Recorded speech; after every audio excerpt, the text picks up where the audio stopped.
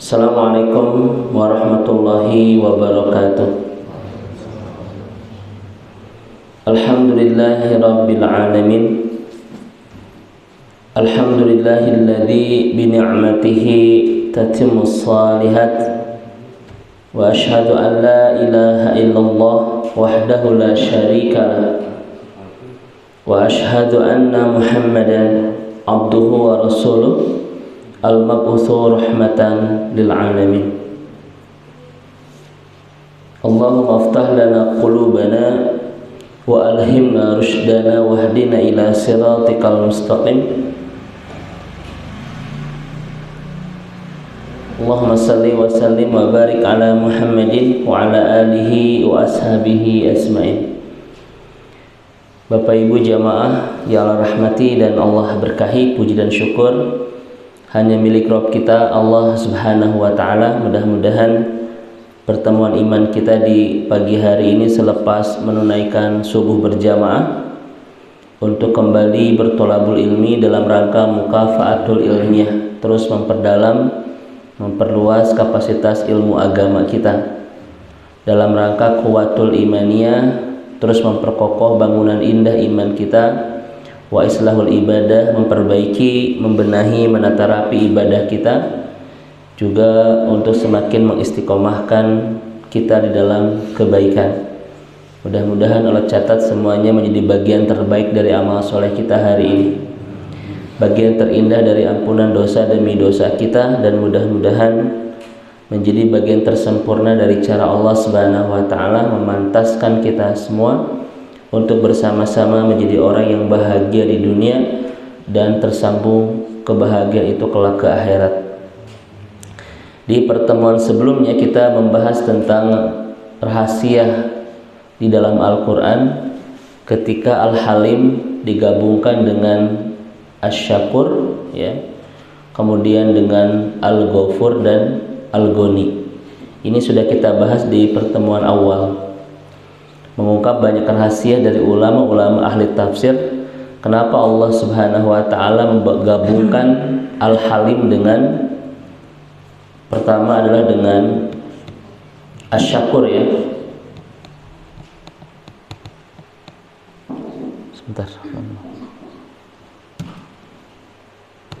Kemudian Al-Halim dengan Al-Ghafur dan Al-Halim dengan Al-Ghani. Baik, mohon maaf. Dan hari ini kita akan bahas tentang apa makna Al-Halim dan kenapa Allah Subhanahu wa taala memperkenankan namanya kepada kita, yaitu Al-Halim. Yang pertama, ibu dan bapak yang Allah rahmati dan Allah berkahi, kita akan menemukan definisi dasar, ya, tentang Al-Halim, yaitu Halima, ya. Al-Hilmu itu kata Ustadz Ragib Al-Asfahani, kemudian juga kata Imam Al-Jahiz dan Al-Jurzani. Yang pertama, ibu dan bapak yang Allah rahmati, Al-Halim, ya, itu diambil dari kata, ya, ha lam mim, ya, Al-Hilmu. Maknanya adalah dobtun nafsi an haijanil ghadab, ya. Jadi dobtun nafsi itu mampu menahan di dalam diri, ya, an haijanil ghadab, dari luapan-luapan kemarahan. Ini yang pertama. Jadi menahan diri dari luapan kemarahan. Kalau menahan diri dari luapan kesedihan, Pak, namanya adalah as-sabru. Tapi kalau menahan diri dari luapan emosi namanya al-hilmu. Beda, ya. Satu, misalnya kata ulama yang disebut sabar itu secara bahasa adalah dobtun nafsi anil jazai, menahan diri dari keluh kesah dan kesedihan. Itu makna sabar. Jadi orang sabar itu tidak kelihatan keluh kesahnya, walaupun ada sebetulnya. Kenapa? Karena dia simpan semuanya di kedalaman dan tidak dimunculkan ke permukaan. Makanya kalau Bapak Ibu mudah meluapkan kesedihan dan keluh kesah, itu tandanya orang yang kehilangan kesabaran. Misalnya ibu-ibu, Bu, setiap ada tukang sayur lewat, terus saya dicurhati Ibu ya. Tiap pagi Pak, sampai si tukang sayur teh tidak ke komplek deui da hareeng dicurhati ibu-ibu. Itu berarti kita kehilangan kesabaran. Tetapi kata para ulama dijelaskan kembali, orang yang sabar itu yang tidak berkeluh kesah kepada makhluk. Makanya kalau ibu dan bapak berkeluh kesah kepada Allah, tetap kita ini orang yang sabar. Karena sabar itu tidak berkeluh kesah kepada makhluk. Sementara hilm, al-hilmu adalah orang yang menahan diri dari luapan emosi. Kalau ibu dan bapak mampu menahan luapan-luapan emosi, itu namanya orang yang halim, Pak, bukan orang yang sabar. Ya kita masuk salah Pak ya. Suatu butuh ngambek sing sabar cenah. Padahal memang definisinya tidak tepat ya. Sabar ini untuk musibah, untuk kesedihan ya, untuk kehilangan. Kalau untuk bab emosi itu namanya apa? Al-halim. Sok atuh bucing halim teu enakeun ya Bu nya, dari orang terbiasa itu. Anggar sing sabar gitu. Padahal yang tepat adalah halim, bukan sabar. Ini yang pertama Bapak-bapak sekalian ya. Orang yang mampu menahan luapan emosi dan tidak dimunculkan ke permukaan. Yang menarik adalah Abu Darda itu pernah bertanya kepada Rasulullah SAW tentang bab kemarahan ini. Apa kata Abu Darda dalam hadis riwayat Imam Tabrani? Ya Rasulullah, dulluni ala amalin yadkhulunil jannata. Kata Abu Darda, ya Rasul, tunjukkan kepadaku satu amal yang mengantarkan aku ke surga. Kata ulama apa? Ini hadis mahal. Kenapa? Karena mengungkap rahasia bagaimana cara kita mudah untuk pulang ke surga. Kenapa? Karena sesuatu yang mengantarkan kita pulang ke surga itu sesuatu yang mahal. Makanya hadis ini hadis mahal Bapak Ibu sekalian ya. Karena kita akan mengungkap satu rahasia besar, bagaimana caranya kita supaya bisa pulang dan mudah untuk pulang ke surga. Makanya hadis ini saya sampaikan cuma di kajian ini saja Pak, dan di kajian yang lain ya. Jelek tungtung ya begitu. Baik. Dulluni ala amalin yadkhulul jannah, kata Abu Darda. Ya Rasul, tunjukkan kepadaku satu perbuatan yang bisa mengantarkan aku masuk surga. Apa kata Rasul? La taghdab walakal jannah. Jangan marah bagimu surga. Ini seperti kesannya biasa Bapak Ibu ya. Tapi ternyata kenapa Rasulullah SAW itu menghubungkan antara jangan marah dengan surga? Ini ada apa gitu? Jangan marah bagimu surga. Ternyata Bapak Ibu sekalian, bab kemarahan itu betul-betul bab yang menentukan layak dan tidaknya kita untuk menjadi penghuni surga.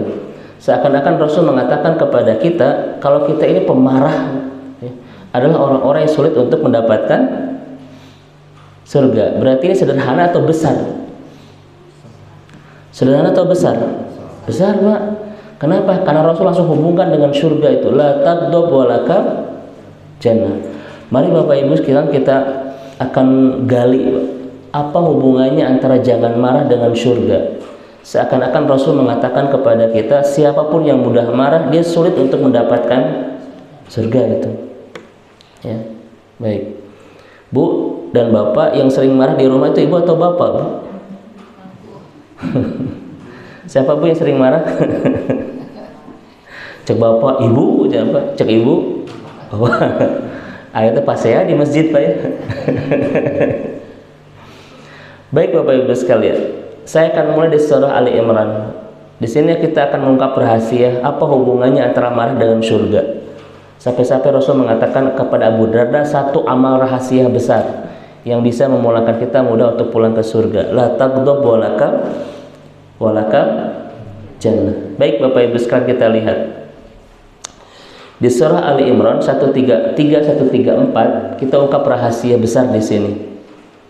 Yang pertama kata Allah Subhanahu wa taala, wa jannatin arduhas samawati wal ardu uiddat lil muttaqin. Ya. dan surga seluas langit dan bumi yang dipersiapkan bagi orang-orang yang bertakwa. Siapa itu? Dibahas Pak di 134-nya. Tetapi Bapak Ibu lihat dulu di awal 133-nya, wasari'u ila magfiratin mir rabbikum, terus wa jannat, kan begitu ya. Pertama saya bertanya kepada Bapak Ibu, wasari'u ila magfirah, berlomba-lombalah untuk mendapatkan ampunan, Pak.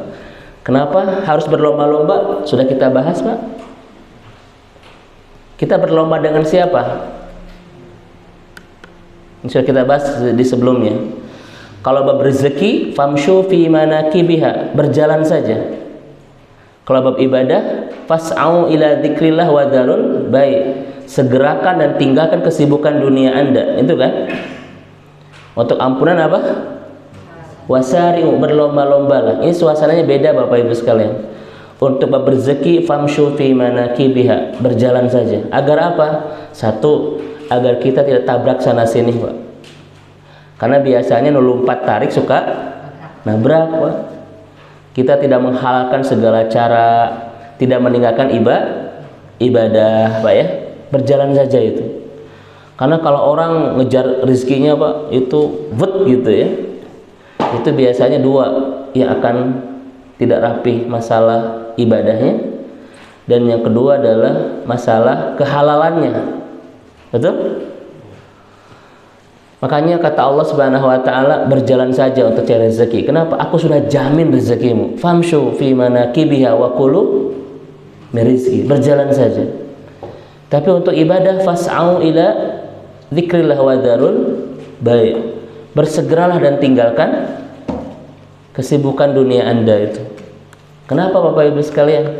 Karena keberhasilan dunia Anda sangat ditentukan oleh kerapihan urusan ibadah Anda. Betul Bu ya? Ketika Allah mengatakan hayya 'alas shalah, hayya 'alal falah. Mari kita sholat, mari kita meraih kemenangan, keberhasilan. Kenapa sholat Pak dan keberhasilan digandengkan dalam satu kalimat yang kita dengar setiap hari minimal 5 kali? Karena Allah ingin mengatakan kepada kita lewat lisan Rasulnya, tidak ada falah tanpa ada sholat. Siapa yang ingin membangun istana falah, Pak, keberhasilan, kebahagiaan, maka perbaiki sholahnya. Gitu. Tidak ada orang yang falah ketika dia tidak merapihkan sholahnya. Yang terjadi di kita adalah membesarkan ikhtiar falahnya, tetapi mengecilkan pertemuan dengan pemberi falahnya itu, Pak. Ya. Subuh jam 4 lebih 7, Pak. Bangun jam 7 lebih 4. Kenapa Pak? Sibuk.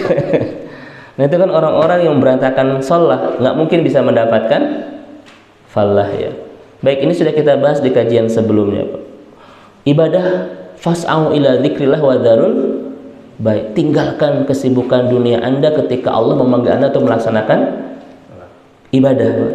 Karena perbaikan ibadah kita sangat menentukan, Bapak, keberhasilan dan kebahagiaan dunia kita itu. Ya. Coba saya tanya kepada Bapak Ibu sekalian, kalau orang fokus akhirat, dapat dunia tidak? Dapat, Pak. 2 ayat jelas dalam Al-Quran. Kalau kita fokus dunia, dapat akhirat? Tidak dapat, kata Allah. Gitu. Allah akan berikan dunia, tapi dia tidak akan mendapatkan bagian dari akhirat, kan begitu. Pertanyaan terakhir, kalau orang fokus dunia, dapat dunia tidak? Pak? Coba aku. Biasanya rada bingung di pertanyaan ketiga. Fokus akhirat dapat dunia, fokus dunia tidak dapat akhirat. Fokus dunia dapat akhirat, dapat dunia tidak, Bu. Kenapa? Bapak Ibu cek Al-Quran, semua kebaikan dunia kita sangat ditentukan oleh keberapihan urusan akhirat kita. Bapak Ibu lihat itu. Wa may yattaqillah, terus yaz'al lahu wa yarzuquhu. Kerasa nggak Pak bahwa kebaikan dunia kita sangat bergantung kerapihan akhirat kita?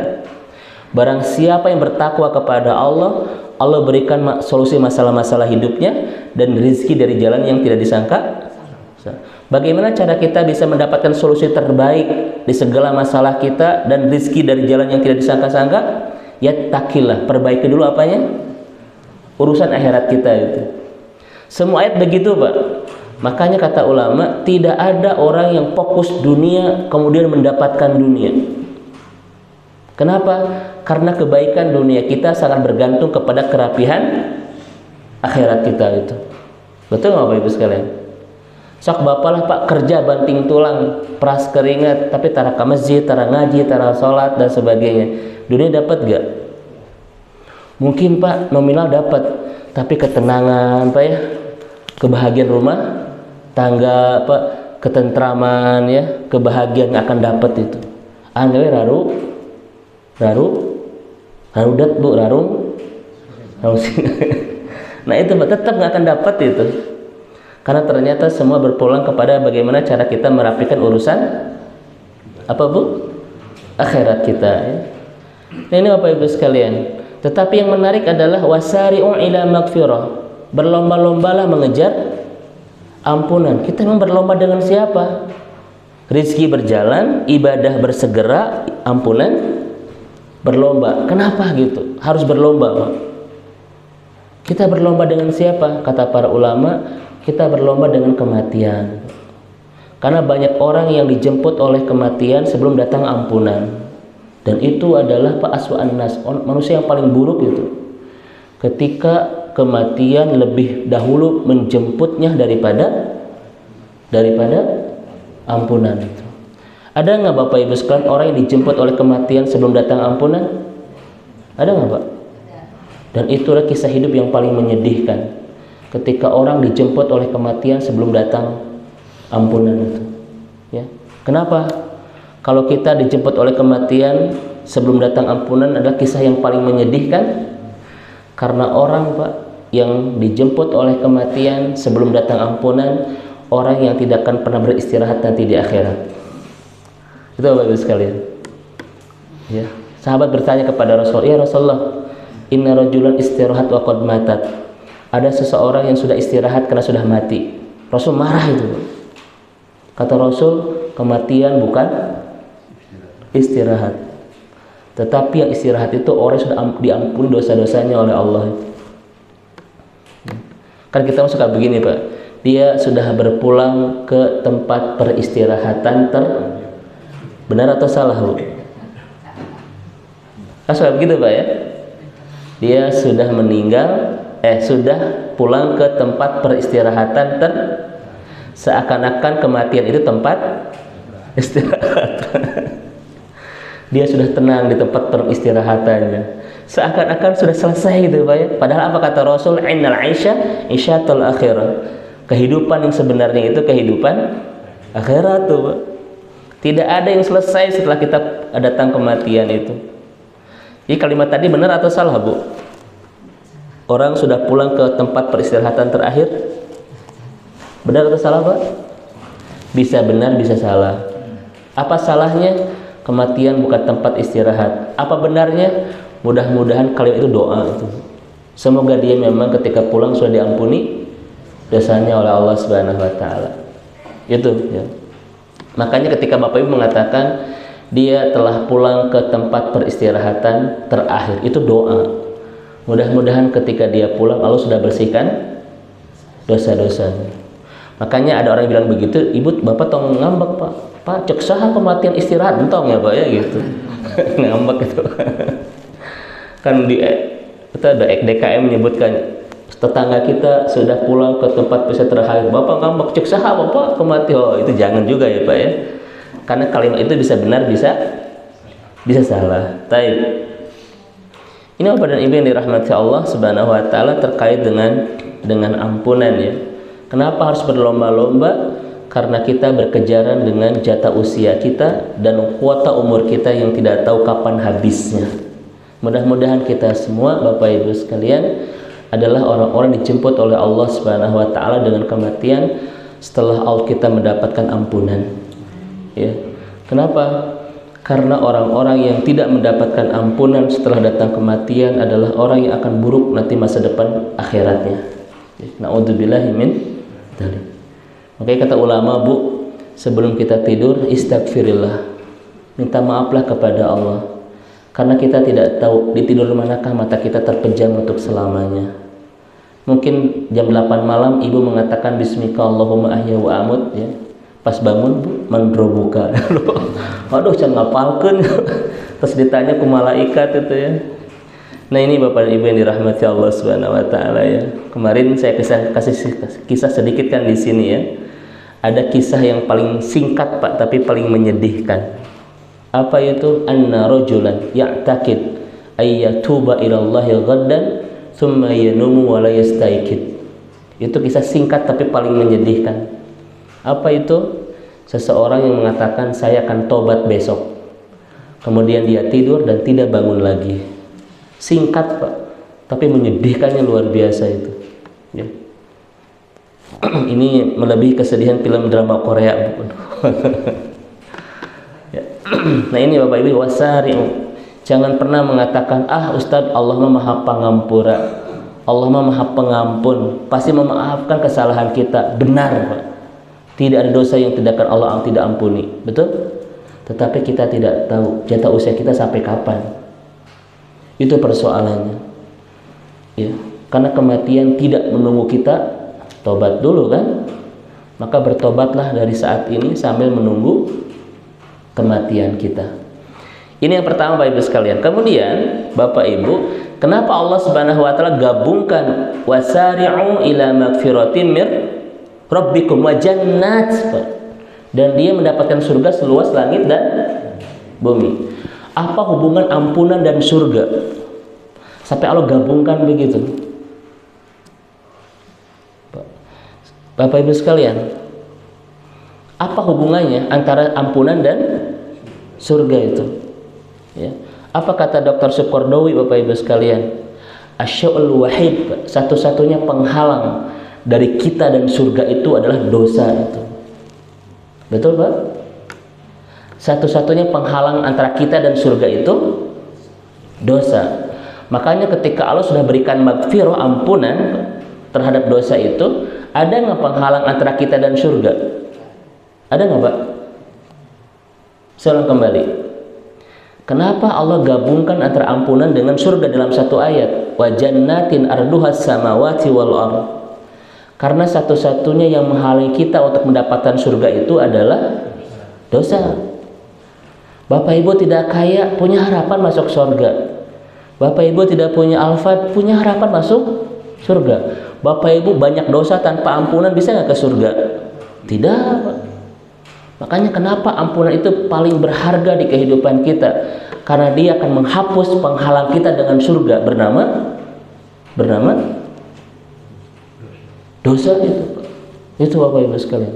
Makanya kalau Allah sudah mengampuni dosa-dosa seorang, ada nggak penghalang antara dia dan surga? Makanya ulama mengatakan al-maghfirah jisrun bainana wa bainal jannah. Ampunan itu jembatan yang menghubungkan kita dengan surga itu. Ini Bapak Ibu sekalian ayat Ali Imran-nya itu. Makanya ibu dan bapak, tidak ada yang paling banyak Rasul pinta kepada Allah kecuali adalah ampunan. Berapa kali Rasul beristighfar sehari, Bapak Ibu sekalian? Kenapa? Karena ingin terus memastikan terhubung terus ke surga itu. Mudah-mudahan Bapak Ibu yang hadir di kajian pagi hari ini adalah hamba-hamba Allah yang terus terkoneksi dengan surga. Allah terus bersihkan dosa-dosa kita yang menghalangi kita antara kita dan surga itu, ya. Kita pinta setiap hari dengan istighfar kita, dengan taubat kita. Saya bertanya kepada ibu dan bapak, apa arti taubat itu, Pak? Apa arti taubat itu? Kan Bapak Ibu sering bertobat kepada Allah, Pak, apa arti taubat? Ya bertobat, Ustaz. Ya apa artinya itu? Bu, apa arti taubat, Bu? Kan kita sudah dengar ini puluhan tahun ya, Pak. Apa arti taubat? Sadar akan dosa. Ada lagi, Pak? Enggak? Ya, Bu, ada lagi? Pak, ini masih ada, Pak? Taubat itu kata Syekh Al-Jurjani adalah al-audah war-ruju' ilallah. Kita pulang dan kembali kepada Allah. Itu namanya taubat. Jadi kalau istighfar itu kita meminta ampunan dari segala dosa-dosa kita. Kalau taubat itu kita betul-betul kembali kepada Allah Subhanahu wa taala. Beda Bapak Ibu ya. Maka kenapa orang yang taubat itu disebut kembali? Karena orang yang berdosa sedang menjauhkan jarak antara dia dan Allah. Orang yang berdosa itu sedang menjauhkan diri dari Allah, Pak, dari ampunan Allah dan lain sebagainya. Makanya orang yang bertobat itu orang yang kembali, kan dosa itu menjauhkan dia dari Allah. So, saya tanya kepada Bapak Ibu, pernah nggak rindu sama Allah, Bu? Bapak Ibu pernah nggak rindu sama Allah? Kalau saya tanya, Bapak Ibu rindu nggak sama Allah? Tidak, Pak. Kenapa? Karena saya tidak pernah jauh dari Allah. Allah itu innallaha ma'ana, la tahzan innallaha ma'ana. Allah tidak pernah meninggalkan kita loh. Apa arti rindu? Perasaan yang muncul karena kita berjauhan. Betul, Bu? Ibu pernah rindu sama Allah? Kan yang menjawab deh kan? Kenapa tidak rindu sama Allah? Karena Allah tidak pernah meninggalkan kita. Lalu Ustadz, saya tuh kadang rindu sama Allah, Bu. Berarti kita banyak dosa itu, Pak. Karena kita menjauhkan diri dari aduh ya Allah saya rindu gitu, Pak. Itu berarti kita memang banyak dosa sebelumnya. Karena ulama harus salaf itu dikatakan, Anda rindu nggak sama Allah? Tidak. Kenapa? Karena Allah tidak pernah meninggalkan saya. Innallaha ma'ana. Jadi perasaan rindu itu Bapak Ibu dihadirkan karena kita sering berjauhan dengan siapa? Allah, Bu. Akibat apa? Dosa. Nah ini Bapak Ibu sekalian ya. Kayak begini Pak, kayak begini kan. Kita bertemu Rasulullah itu di telaga Haud yang sudah menanti kita setelah kematian. Kita pun bisa melihat wajah Allah Subhanahu wa taala nanti di akhirat, dan itu senikmat-nikmatnya nanti kenikmatan akhirat itu setelah kematian. Kita pun akan mendapatkan nikmat kubur setelah kematian. Bahkan kita pun akan masuk surga setelah kematian. Semua keindahan itu akan kita dapatkan setelah kematian. Pertanyaannya, kalau begitu Bapak Ibu rindu atau takut dengan kematian? Top. Ya kan? Nanti Pak ujung-ujung dosa itu. Seharusnya kan para sahabat tuh rindu dengan kematian Bapak Ibu sekalian. Kenapa? Seperti Bapak Ibu punya rumah 1 miliar, kemudian sedang bikin rumah 50 miliar dan sudah jadi, ingin pindah tidak? Ingin pindah nggak Pak? Bapak di Cimahi punya rumah 1 miliar, sedang bangun misalnya di daerah mana Ustaz ya, 50 miliar dan sudah jadi, ingin pindah nggak Pak? Ingin itu. Kenapa? Karena saya sudah punya tempat yang lebih baik daripada sini. 50 miliar. Kata Rasul Pak, dunia itu 1, akhirat itu 99. Bapak Ibu ingin pindah nggak? Nah, bari mungkin Pak. Kan itu Bapak Ibu ya. Kenapa para sahabat itu begitu merindukan kematian Pak? Ini mereka yakin ada tempat yang lebih baik daripada dunia itu. Bertemu Allah, bertemu Rasulullah, mendapatkan nikmat kubur, mendapatkan surga. Setelah semua kenikmatan itu setelah kematian. Pertanyaan saya kepada Bapak Ibu, jadi kematian itu dirindukan, ditakutkan? Nggak takut. Kenapa Pak? Dosa itu Pak, dosa itu. Saya nggak siap, saya belum siap, kan begitu Bu ya? Dosa Bapak Ibu sekalian. Rindu kematian alamatul iman Pak, tanda kedalaman iman. Tetapi meminta kematian tanda keputusasaan. Seorang mukmin merindukan kematian tapi tidak boleh meminta kematian. Kenapa? Itu tanda keputusasaan. Ya. Tidak boleh, ya Allah, saya sudah siap. Aduh. Saya sudah siap ya Allah. Boleh nggak begitu Bu? Tidak boleh. Kenapa? Karena orang yang meminta kematian itu adalah sudah berputus asa kepada siapa? Allah Subhanahu wa taala. Tetapi rindu kematian itu tanda kedalaman iman. Kenapa ada di antara kita yang takut? Ujung-ujungnya adalah bab dosa. Dan siap. Eta kenapa rumah 1 miliar, punya rumah, kemudian bikin yang 50 miliar, tersiap aya naon eta. Dosa Bapak Ibu sekalian. Mudah-mudahan Bapak dan Ibu kapanpun kematian kita betul-betul bisa pulang ke akhirat nanti dengan kepulangan terbaik, husnul khatimah ya. Baik. Nah, ini Bapak dan Ibu yang dirahmati Allah Subhanahu wa taala terkait dengan ampunan dan surga. Sekarang kita masuk Bapak Ibu sekalian ke ayat 134-nya. Siapa yang akan mendapatkan surga seluas langit dan bumi itu? Pertama, alladzina yunfiquna fis sarra'i wadh dharra. Yang kedua, wal kadhimina ghaidh. Yang ketiga, wal 'afina 'anin nas. Baik, saya tanya kepada Ibu dan Bapak, kenapa 3 golongan ini betul-betul dijamin oleh Allah Subhanahu wa taala mendapatkan surga seluas langit dan bumi itu? Ya, kita masih masuk ke bab halim sekarang. Kenapa orang yang yunfiqun, yang kedua kadhimil ghaidh, yang ketiga 'afina 'anin nas adalah orang yang dijamin mendapatkan surga seluas langit? Ada apa dengan 3 keistimewaan amal ini? Sampai-sampai langsung disambungkan dengan surga di 2 ayat, 133, 134. Pertama, siapa Bapak Ibu sekalian? Yunfiquna fis sarra'i wadh dharra. Sedikit saya bahas di sini, Pak. Kenapa orang yang dijamin untuk mendapatkan surga seluas langit dan bumi itu orang yang berinfak di kala sempit dan lapang, Pak ya? Sempit dan lapang. Infak ketika sempit untuk melapangkan, dan infak ketika lapang untuk memberkahkan. Jadi infak itu seni melapangkan yang sempit dan seni memberkahkan keberlimpahan. Karena banyak orang yang berlimpah tetapi tidak berkah. Kenapa? Karena dia jarang melaksanakan sedekah. Ini sudah kita bahas. Ada orang kaya, Pak, rumah tangganya tidak baik-baik saja, anaknya ada masalah, hatinya tidak tenang, nikmat ibadah pun tidak ada. Itu orang yang berlimpah tapi kehilangan keberkahan. Betul Bapak Ibu ya?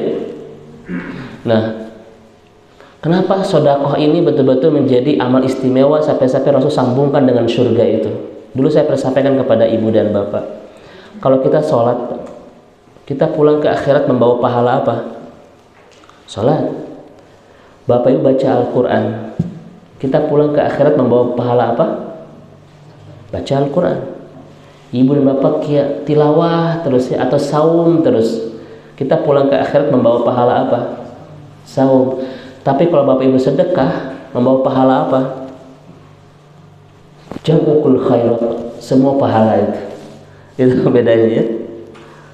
Jadi satu-satunya ibadah yang bisa menghimpun semua pahala itu, Pak, adalah sedekah. Bapak ngasih sedekah ke orang yang dengan sedekah itu dia, Pak, melaksanakan sholat, melaksanakan tilawah. Kira-kira di setiap kebaikan dia kita dapat pahala tidak? Pak, dapat nggak, Pak? Dapat. Bapak Ibu bersedekah kepada orang sedang menghafal Al-Quran, setiap ayat yang dihafal kita dapat pahala tidak? Dapat, Pak. Makanya tidak ada pahala, tidak ada amal ibadah yang bisa menghimpun semua pahala itu kecuali apa? Sedekah itu, Pak. Infak itu, wakaf itu. Bapak Ibu wakaf ke masjid, Pak. Setiap wakaf yang kita berhentikan kepentingannya buat diri sendiri agar bermanfaat buat orang. Setiap orang datang ke masjid, Pak, melaksanakan ibadah, puluhan orang, ratusan orang, kita dapat pahalanya tidak? Dapat nggak, Pak? Dapat itu. Itu namanya sedekah. Makanya sedekah ini amal yang sangat istimewa sekali. Sampai-sampai orang yang pulang ke akhirat minta kembali ke dunia ingin ngapain? Fa'asad ingin sedekah itu. Makanya siapapun yang saat ini, Pak, kurang maksimal sedekahnya, khawatir sedang menyiapkan penyesalan nanti di akhirat. Apa kata Allah? Bersedekahlah sebelum datang kematian Anda itu. Ya kan? Karena orang yang nanti pulang ke akhirat dia bilang kepada sama Allah, laul al-akhartani, ya, andaikan kematianku ditangguhkan fa asaddaqo, saya akan banyak apa, Pak? Sedekah itu. Ini Bapak Ibu sekalian. Makanya kemarin saya sudah bahas, kenapa Allah itu hadirkan rezeki di kehidupan kita? Ada amanahnya, Pak. Rezeki Allah hadirkan di kehidupan kita ada sesuatu yang tak ada amanah. Amanah apa? Untuk melaksanakan ibadah. Kan rezeki dan ibadah dalam Al-Quran dipaket terus. Hampir semua ayat ketika bicara bab rezeki pasti bicara bab ibadah. Itu maknanya apa? Kalau Anda ingin memperbesar rezeki Anda, perbaiki ibadah Anda. Itu kan, Pak ya? Yang kedua, kalau Anda punya rezeki, perbaiki ibadah Anda dengan rezeki itu. Karena Allah menghadirkan rezeki di kehidupan kita untuk memperbaiki dan memudahkan ibadah kita. Soalnya Bapak Ibu, ini khawatir kita agak lupa ya dengan pesan-pesan Al-Quran ini. Kenapa rezeki dan ibadah selalu dipaketkan dalam ayat? Mana pertama, kalau ingin melapangkan rezeki harus apa Pak? Perbaiki ibadah. Karena tidak ada kelapangan rezeki bagi orang-orang yang tidak memperbaiki ibadah. Yang kedua, kalau Bapak Ibu sudah punya kelapangan rezeki harus ngapain Pak? Jadilah dia pemudah ibadah. Karena Allah tidak menghadirkan rezeki di kehidupan kita kecuali untuk memudahkan ibadah kita. Tujuan hidup kita untuk apa Pak? Wa ma khalaqtul jinna wal insa illa liya'budun. Allah hadirkan rezeki untuk apa? Agar Anda bisa melaksanakan kewajiban Anda itu untuk mempermudah ibadah. Makanya orang yang Pak dengan rezekinya tidak dipakai untuk mempermudah ibadahnya, di antaranya sedekah, maka dia sedang merencanakan penyesalan terbesar nanti di akhirat. Apa kata Allah? Bersedekahlah sebelum datang kematian. Karena pasti Anda nyesal gitu. Dan ternyata benar Pak, orang-orang yang sudah pulang ke akhirat, dia minta kembali nggak ke dunia? Ngapain Pak? Ngapain Bu? Fa'asaddaqu aku minas salih. Bersedekah itu. Ini Bapak Ibu sekalian ya.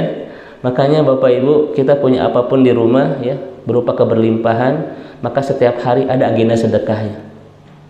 Karena itu amanah Allah Subhanahu, agar kita menjadi orang-orang yang penuh kebahagiaan nanti di akhirat, dan bukan orang-orang yang menjadi penuh dengan penyesalan. Kira-kira Bapak Ibu logis gak bahwa sedekah itu adalah amal istimewa yang mengantarkan kita untuk bisa menjadi ahli surga? Logis Pak? Karena dia bisa menghimpun semua amal soleh. Bapak Ibu Pak sedekah ke rumah tahfidz Al-Quran. Di sana puluhan orang sedang menghafal Al-Quran. Setiap ayat yang dia hafal, kita akan mendapatkan pahala dari anak-anak yang menghafal Quran itu. Kemudian mereka nanti ketika besar punya murid Pak, diajarkan lagi ya hafalan itu, Al-Quran itu. Semakin banyak yang merasakan manfaat dari orang-orang yang kita kasih sedekah, kita kira-kira makin banyak gak Pak pahalanya? Itu Pak, logis sekali itu ya. Makanya Ibu dan Bapak, kenapa ulama mengatakan jam as-sadaqah jam'u kulli khairat, menghimpun segala kebaikan? Karena memang demikian adanya. Mudah-mudahan kita semua dengan keberlimpahan yang Allah hadirkan di kehidupan kita, memudahkan kita untuk membagi kebahagiaan dengan orang lain dengan sedekah kita, infak kita ya. Setuju Bapak Ibu? Setuju Pak? Baik. Ini Bapak begini tuh 3 kemungkinan Pak, merenung, tengarti atau tunduh itu. Ya, ini saya belum bisa membaca ini Pak. Apakah sedang merenung atau tengarti? Susah dia ngebahas naon atau tunduh itu ya. Mudah-mudahan semuanya di posisi ke-1 ya. Jangan sampai kerma tengarti tunduh di Pak. Itu Pak ya. Baik. Itu sedekah. Sekarang kita masuk Pak ke kadiminal ghaib, menahan marah. Saya bertanya kepada Ibu dan Bapak, kenapa orang yang mampu menahan marah dijanjikan oleh Allah itu untuk mendapatkan surga? Kira-kira kenapa itu? Allah tidak pernah berbicara di Al-Quran sesuatu yang tidak besar. Semuanya besar dan semuanya penting.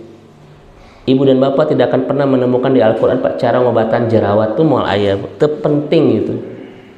Bagaimana cara menurunkan apa Bu? Asam urat. Kenapa? Karena Al-Quran hanya membahas hal-hal yang penting. Dan ternyata Bapak Ibu sekalian, emping itu Bu bisa menurunkan asam urat. Turun dari kepala ke kaki itu Pak. Turun ya. Saya kan tidak bilang menyembuhkan, menurunkan gitu ya. Dari kepala ke kaki. Jadi kepala nyeri, kaki pun itu emping. Baik Bapak Ibu sekalian, kita akan masuk ya. Bagaimana cara memahami bahwa kalau kita mampu menahan marah itu, kita semakin pantas menjadi ahli surga. Ini kalimatnya. Kenapa? Al-ghadab ra'sus sayyi'at. Marah itu adalah biangnya segala keburukan dan kunci pembuka segala keruksakan. Marah itu biangnya segala keburukan dan kunci pembuka segala kemaksiatan atau keruksakan. Ya, itu semuanya adalah berawal dari apa, Pak? Marah. Makanya orang yang marah, Bapak Ibu, orang yang sedang membuka pintu-pintu keburukan, pintu-pintu kemaksiatan itu. Contoh kita lihat Bapak Ibu sekalian. Kalau orang marah, Pak, hatinya kira-kira indah atau buruk? Sama Bapak Ibu sekalian. Penuh kebencian, Pak, penuh kedengkian. Itu sebenarnya dosa tidak? Sebenarnya dosa nggak, Bu? Dosa itu, Pak. Makanya Allah mengatakan wallahu yad'u ila daris salam. Allah akan membawa kita ke surga. Kenapa ketika Allah menyebut surga dengan darussalam? Apa arti darussalam? Apa, Bu, arti darussalam? Hah? Rumah penuh dengan salam, Pak. Salam itu keselamatan, ya, kebersihan itu.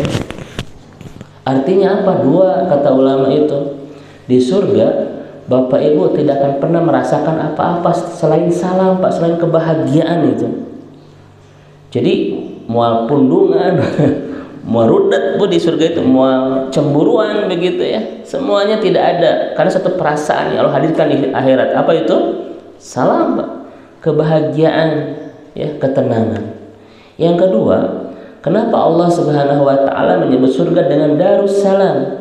Karena kata para ulama, tidak ada orang yang masuk ke dalamnya kecuali orang-orang yang hatinya salam, Pak. Kalau ada kedengkian, kalau ada kebencian, kalau ada suudzon, kira-kira ke surga enggak? Surga tidak menerima orang-orang kayak begitu, Pak. Makanya apa kata Rasulullah? Tidak akan pernah orang masuk surga di hatinya ada sedikit tentang apa, Ustaz? La yadkhulul jannata man kana fi qalbihi mithqala min dzarrah itu. Tidak akan ke surga orang yang di hatinya ada setitik kesombongan. Kenapa? Karena darussalam tidak akan pernah menerima orang-orang yang hatinya tidak salam itu. Kalau hati kita penuh kebencian, penuh buruk sangka sama orang, penuh suudzon itu orang yang enggak layak untuk tinggal di darussalam. Hati yang tidak salam tidak layak tinggal di darussalam. Itu, ya. Itu mah layaknya Darut Taubah, santren, kan Darut Taubah saja. Bapak Ibu hati-hati loh masalah hati itu, ya. Saya bertanya kepada Ibu dan Bapak, kenapa para ulama mengatakan al-qulub aglan nas fil hayah? Hati itu hal termahal di kehidupan kita. Coba Bapak Ibu sekalian, kenapa ulama bilang begitu? Hati itu hal yang paling mahal yang Allah anugerahkan di kehidupan kita. Kira-kira jawabannya apa? Satu, Pak. Karena hati itu masdarus sa'adah fid dunya, sumber kebahagiaan di dunia. Kata Sukordowi, kebahagiaan bukan dari keberlimpahan, tetapi dari keindahan hati kita. Betul nggak Bapak Ibu sekalian? Setuju nggak dengan ini, Pak? Itu yang pertama. Dan yang kedua, as-sa'adah fil akhirah takunu bisababil qalb. Kebahagiaan akhirat kita sangat ditentukan oleh hati kita. Kenapa para ulama mengatakan kebahagiaan akhirat kita sangat ditentukan oleh hati kita?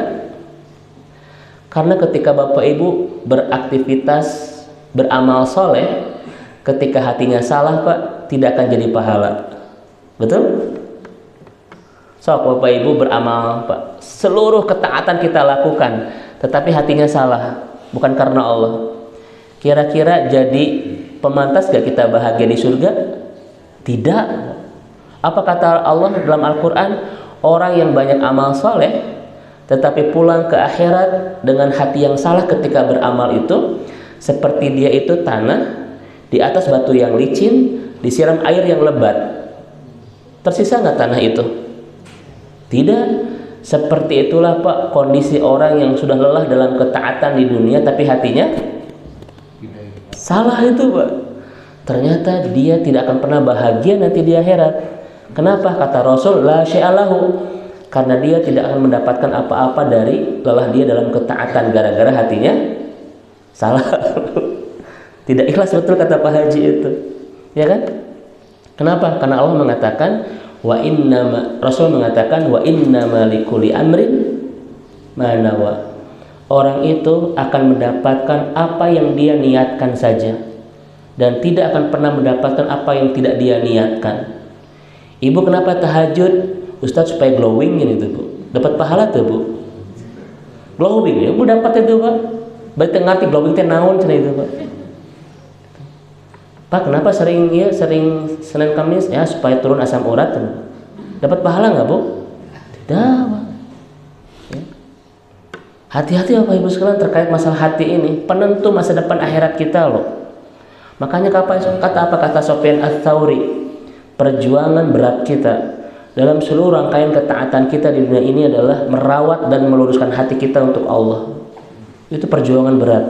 Tetapi kita harus begini, kenapa? Karena masa depan akhirat kita ditentukan oleh kualitas hati kita ini.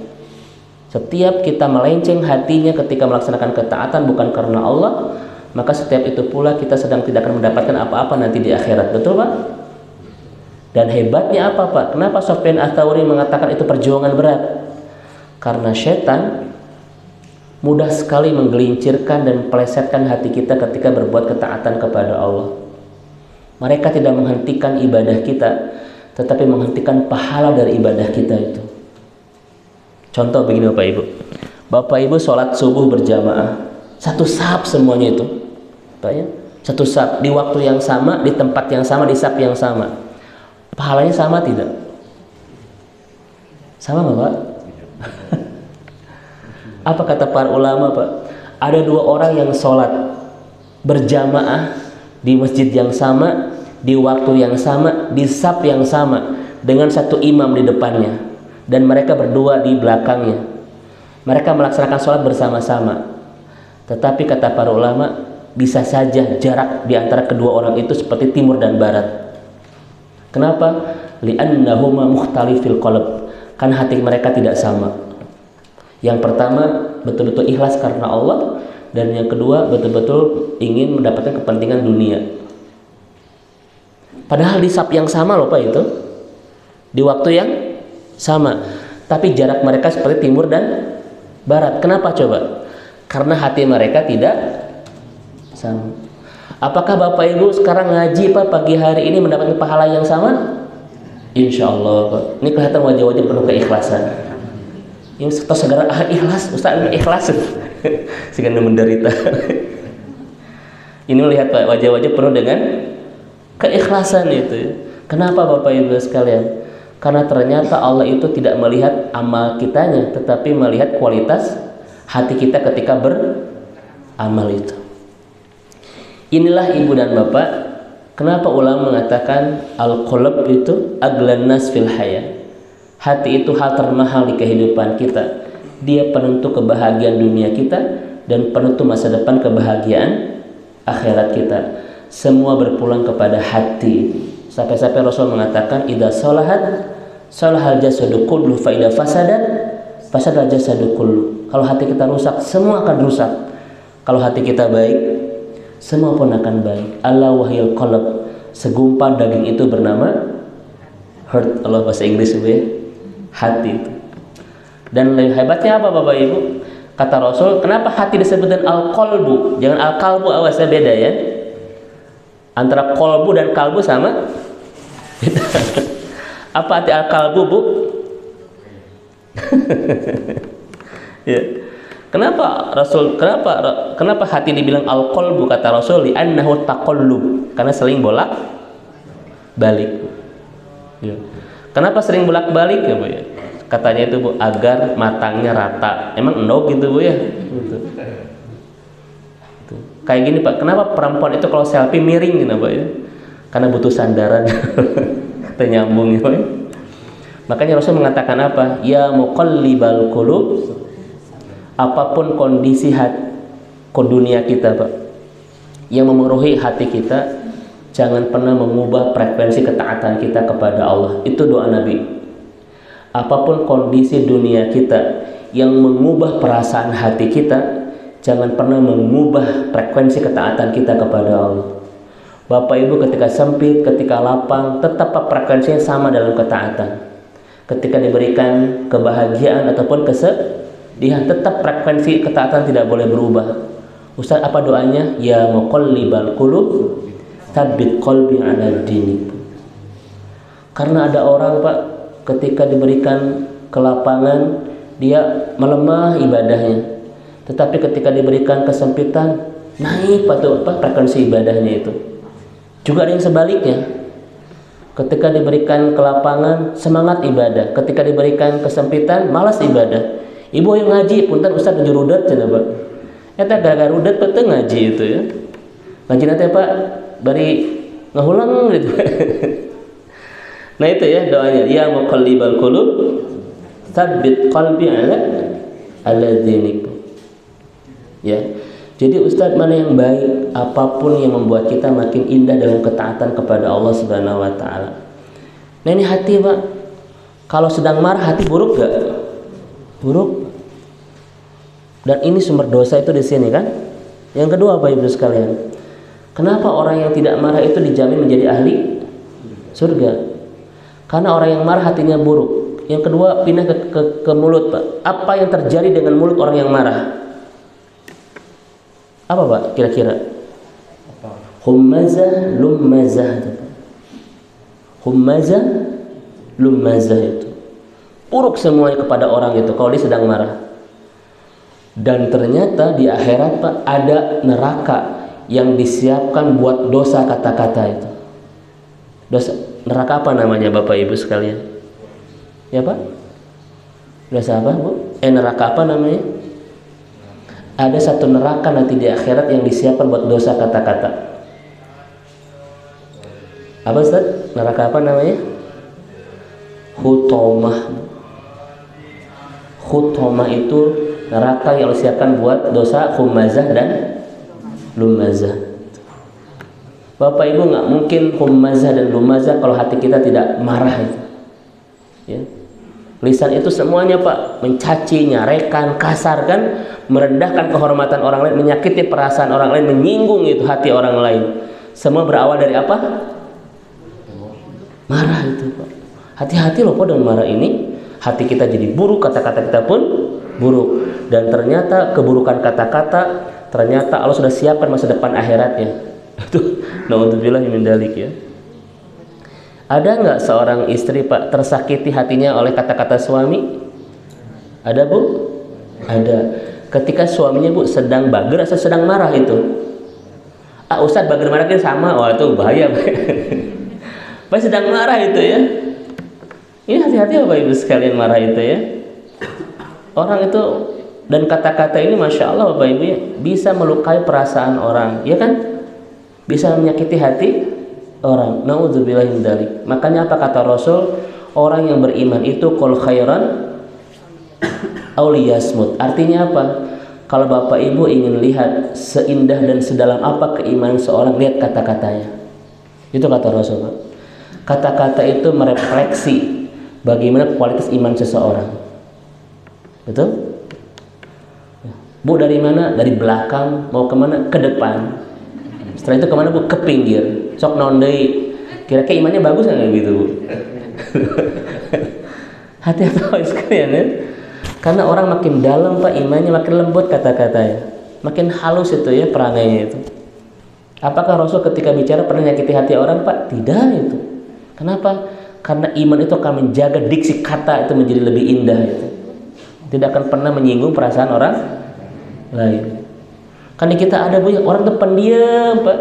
Sekali ngomong itu pinjam uang kan itu nyakitin ya. Aduh itu, Pak. Nah, sekalian ya. Kata-kata itu hati-hati, Bapak Ibu yang dirahmati Allah. Kenapa? Dan kata Rasul, yang paling banyak memasukkan orang ke dalam neraka itu apa, Bu? Alsinatahum itu apa? Lisannya. Coba saya tanya kepada Ibu dan Bapak, kenapa yang paling banyak memasukkan orang ke dalam neraka itu kata-katanya? Kira-kira kenapa, Pak, Bu? Kenapa, Bapak Ibu sekalian? Kenapa lisan itu paling banyak memasukkan orang ke neraka? Dua Pak alasannya. Satu, karena amal yang kita produksi setiap hari itu kata-kata lebih banyak daripada amal yang lain. Betul ya? Bapak Ibu kalau sholat ya 5 waktu. Kalau kata-kata laki-laki sehari berapa Bu minimal? 7.000, perempuan 25.000. Nah, hati-hati itu. Itu yang pertama Pak ya. Karena amal yang paling banyak kita produksi setiap hari adalah kata-kata daripada action itu ya. Tilawah mungkin Bapak Ibu sehari berapa lembar, tapi kata-kata kan setiap waktu meluncur semuanya itu. Apakah ada hisabnya semuanya? Ada hisabnya Bapak Ibu. Apa doa dalilnya? Surat Qaf itu kan, ma yalfidu min qaulin illa ladaihi raqibun atid. Setiap kata yang meluncur di lisan kita, gelombang huruf, untayan kata, rangkaian kalimat, diksi yang meluncur di kata kita, ada 2 malaikat yang mencatatnya itu, Raqib dan Atid. Itu untuk kata-kata loh Bapak Ibu sekalian. Jangan sampai nanti kita pulang ke akhirat, pahala kita banyak Pak, tetapi dosa udah kata-kata kita pun jauh lebih banyak itu. Na'udzubillah min. Semua dicatat itu oleh malaikat. Ya, semua dicatat. Ma yalfidu min qaulin illa ladaihi raqibun atid, kata Allah di surat Al-Qaf itu, di surat Qaf itu. Dan yang kedua, kenapa paling banyak dosa itu kata-kata? Karena ringan Pak, orang itu tidak merasa itu dosa kan? Meluncur aja di mulut itu. Ya. Apa bahasa itu? Abong lidah tidak waduh, hafal itu. Ibu-ibu ini hafal gitu ya. Yang kedua Bapak Ibu sekalian, ini yang kedua. Yang ketiga, hati orang yang ketika marah itu buruk Pak. Kata-kata ketika marah pun buruk. Yang kedua, Bapak Ibu, aktivitas orang yang marah itu bagaimana? Dia bisa membunuh Pak, dia bisa memukul itu, dia bisa banyak hal yang akan dia lakukan, kejahatan-kejahatan anggota tubuhnya ketika dia sedang marah. Semua dosa Bapak Ibu marah itu. Makanya kalau dibuka pintu marah, semua kemaksiatan bisa terjadi itu. Maka kata Rasul, la tabdob walakal jannah. Jangan marah, bagimu surga. Kenapa? Karena Anda sedang menutup semua pintu-pintu kerusakan dengan menahan marah itu. Saya tanya Bapak Ibu sekalian Bu, orang yang ngejamret Bu, orang yang ngerampok itu orang yang marah bukan? Orang yang marah Pak dengan keadaan itu. Kenapa saya miskin? Kenapa saya nganggur? Kenapa saya bla bla bla? Akhirnya dia berbuat itu orang marah Bapak Ibu sekalian. Kenapa sampai ada orang yang malak itu? Itu orang marah Pak. Marah dengan keadaan, dia nggak nerima. Mungkin dia tidak punya pekerjaan, mungkin miskin kan, dan lain seterusnya itu. Betul kan?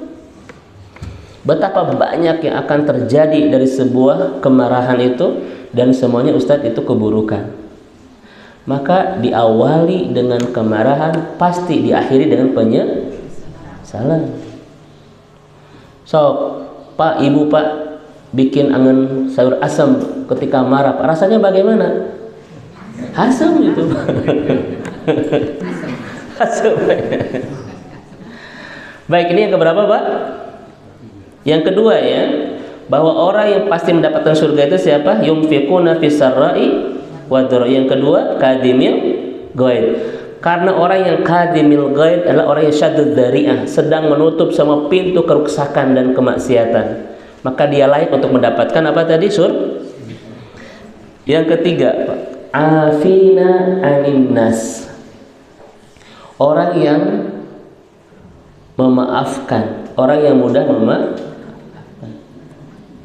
Ustadz, kenapa orang yang mudah memaafkan itu orang yang dijamin menjadi penghuni surga seluas langit dan bumi? Apa kata Syekh bin Badar Abdul Razak ini? Muhsin Al-Badar Pak, ini salah satu ulama yang luar biasa. Saya punya banyak karya beliau ya. Di antaranya adalah yang paling monumental itu Asmaul Husna beliau ya, Syekh Badar ini. Dia mengatakan dalam sebuah kalimat yang sangat indah sekali. Fa'idha afauta anin nas afallahu anka dunubaka wa taqsiraka fi haqqillahi wallahu yuhibbul afina anin nas. Kalau Anda mudah memaafkan kesalahan manusia, Allah mudah memaafkan kesalahan Anda, dosa-dosa Anda, dan ketidakmaksimalan Anda dalam melaksanakan kewajiban kepada Allah. Kenapa? Karena Allah sangat mencintai orang-orang yang mudah memaafkan. Kan Bapak Ibu ya, Allah itu sangat mencintai orang-orang yang mudah memaafkan. Makanya kata beliau, kalau kita mudah memaafkan kesalahan orang, Allah akan berikan 3 hal, Pak. 1, memaafkan kesalahan kita, memaafkan dosa-dosa kita, dan memaafkan ketidakmaksimalan kita dalam melaksanakan kewajiban. Kenapa Allah begitu mudah? Innallaha yuhibbul 'afina 'anil nas. Karena Allah begitu mencintai orang yang mudah memaafkan. Indah memaafkan itu. Kenapa? Karena Allah akan memberikan 3 kebaikan di kehidupan kita. Memaafkan kesalahan kita, menghapus dosa-dosa kita, dan memaafkan ketidakmaksimalan kita dalam melaksanakan ketaatan kepadanya. Semua berawal dari innallaha yuhibbul 'afina 'anil nas. Karena Allah begitu mencintai orang yang mudah memaafkan. Maka Bapak Ibu sekalian, apa motivasi terbesar kita untuk mudah memaafkan? Motivasi terbesar adalah agar kita mudah dimaafkan. Oleh siapa? Oleh Allah Subhanahu wa taala. Jadi Bapak dan Ibu, kalau kita sulit memaafkan kesalahan orang, kira-kira Allah mudah nggak memaafkan kesalahan kita? Hah? Dan ini kait berkelindan atau Pak? Barang siapa yang membahagiakan saudaranya, Allah bahagiakan dia dunia dan barang siapa yang meringankan beban-beban saudaranya, Allah ringankan beban dia dunia dan semua kait berkelindan, Pak. Kecintaan Allah kepada kita bergantung kepada kecintaan kita kepada saudara kita. Itu sangat nyambung ya. Bapak Ibu coba lihat silaturahmi misalnya. La yadkhul jannata qati, yakni qati'u rahim. Allah putuskan hubungan dia dengan surga ya, ketika dia putuskan hubungan dia dengan yang lain itu. Kenapa Bapak Ibu kita harus menyambung silaturahmi agar kita terus tersambung ke surga itu? Sehebat apapun kebaikan-kebaikan amal kita, ketika kita memutus hubungan kita dengan orang lain, Allah putuskan Anda dengan surga itu. Ketersambungan kita dengan surga sangat ditentukan oleh ketersambungan kita dengan yang lain, Bapak Ibu. Ini hadis Rasul gitu. Kenapa? Karena ternyata Bapak Ibu, pantas dan tidaknya kita menjadi ahli surga sangat ditentukan oleh seindah apa hubungan kita dengan yang lain itu, Pak.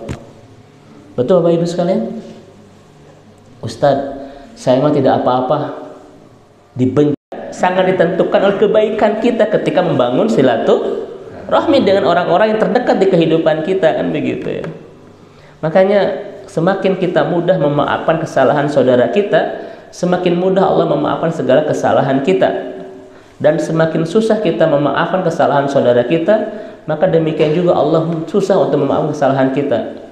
Bapak Ibu sekalian, kalau Bapak Ibu bilang begini, saya tidak akan maafkan dia 7 turunan. Kira-kira Allah bilang apa, Bu? Idem macam itu. Memang disangkanya tidak ada hubungan gitu? Ada, Pak. Maka kalau orang sudah memahami ayat ini, Pak, Ali Imran 134, kesalahan apapun yang dilakukan oleh orang lain kepadanya, dia akan mencoba untuk mudah memaafkannya. Kenapa? Dia pun butuh dimaafkan oleh Allah Subhanahu wa taala. Dengan dosa kita yang sudah banyak, dengan usia kita yang sudah menua, dengan amal soleh kita yang sedikit, apa yang kita pinta sama Allah? Ampunan, Bapak Ibu sekalian. Betul kan? Ampunan, Pak. Inilah penyelamat kita nanti di akhirat. Ustadz, bagaimana caranya saya bisa mendapatkan banyak ampunan? Maafkan semua orang-orang yang pernah menyakiti kita itu, orang tua kita, kalaupun mereka ada salah ya Pak ya, pasangan kita, tetangga kita, maafkan Pak. Bukan karena untuk mereka, untuk kita, agar kita mudah dimaafkan oleh Allah Subhanahu wa taala nanti di akhirat. Bapak Ibu rada ngahulang Ibu ya, aduh. Ternyata berat. Mudah Bapak Ibu sekalian kalau kita sudah memahami Al-Imran 134. Ini 3 rahasia besar. Infak, marah, dan memaafkan. 3-tiganya adalah orang-orang yang dijamin oleh Allah wa jannatin arduhas samawati wal ardu izzas lil muttaqin. Orang-orang yang dijanjikan untuk mendapatkan surga seluas langit dan bumi. Ini baru satu Pak, kan kita ada tiga, dan kita belum membahas tentang kenapa Allah itu Al-Halim. Kita masih bahasan di di makna-makna dasar dulu. Saya punya waktu berapa menit lagi Ustaz? Biar nanti kita sambung di 3 pertemuan saja ya. Ibu bapak, saya punya waktu berapa menit lagi?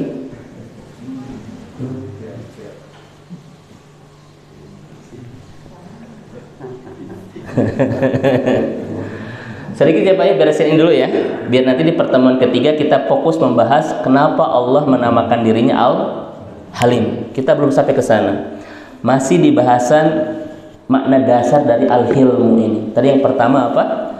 Menahan diri dari luapan emosi.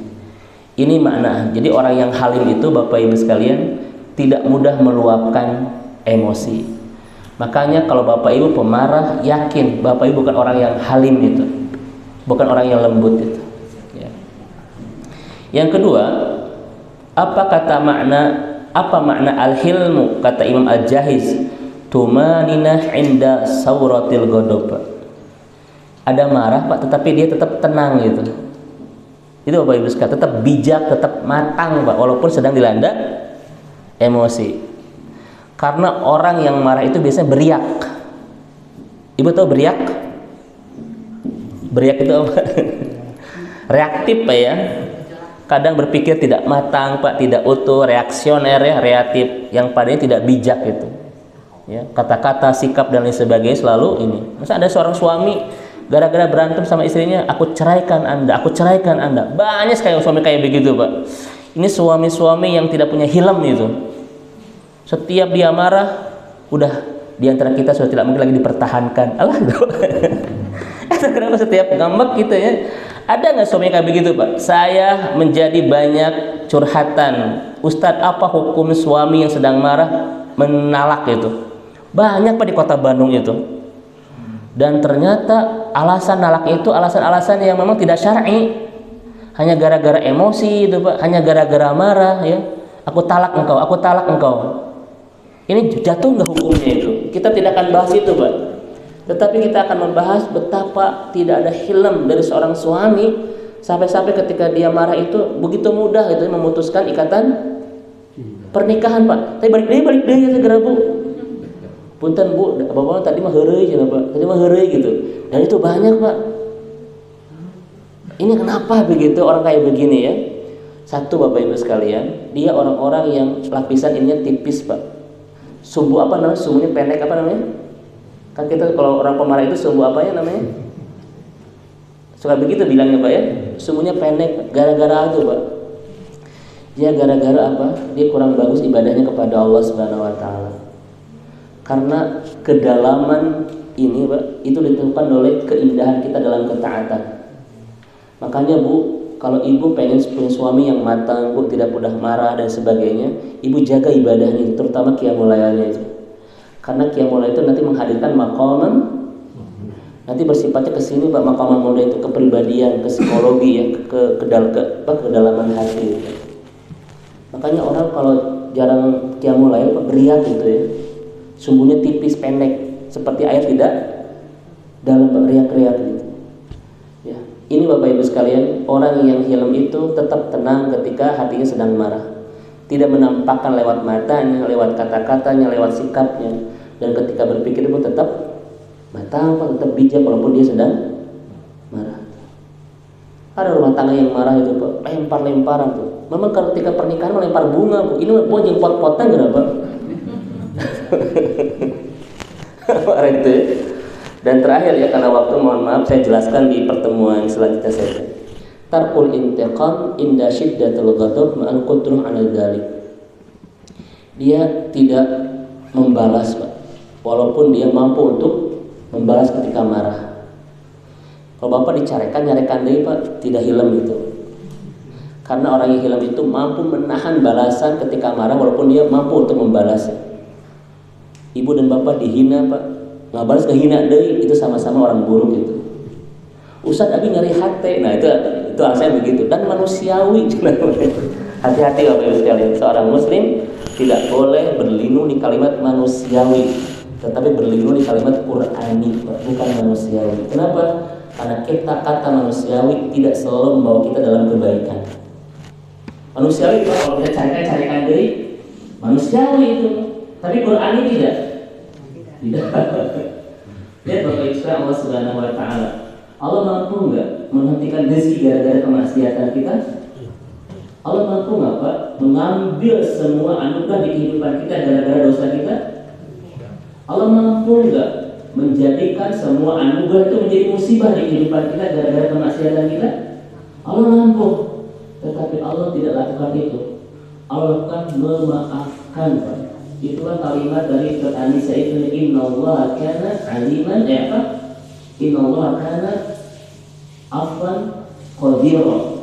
Allah itu maha memaafkan dan maha mampu. Allah mampu balas semua kemaksiatan kita dengan musibah, tetapi Allah tidak lakukan itu. Allah lakukan yang pertama itu memaafkan. Kita mampu nggak Pak membalas hinaan dan hinaan lagi?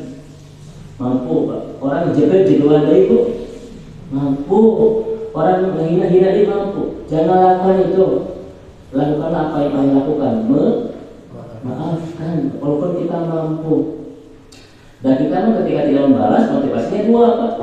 Untuk dibalas sekaligus, karena kan gitu Pak ya. Yang kedua, berani itu.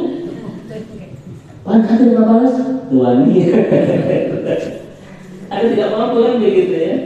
Allah mampu membalas dosa-dosa kita, tetapi Allah tidak lakukan itu karena Allah Al-Halim.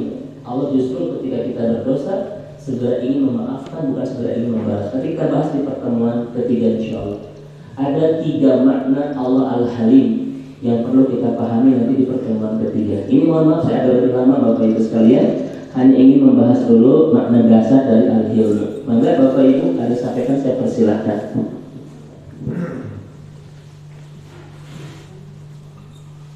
Maka Ibu dan Bapak, ini kajian kita berlanjut besar ya, satu pertemuan lagi.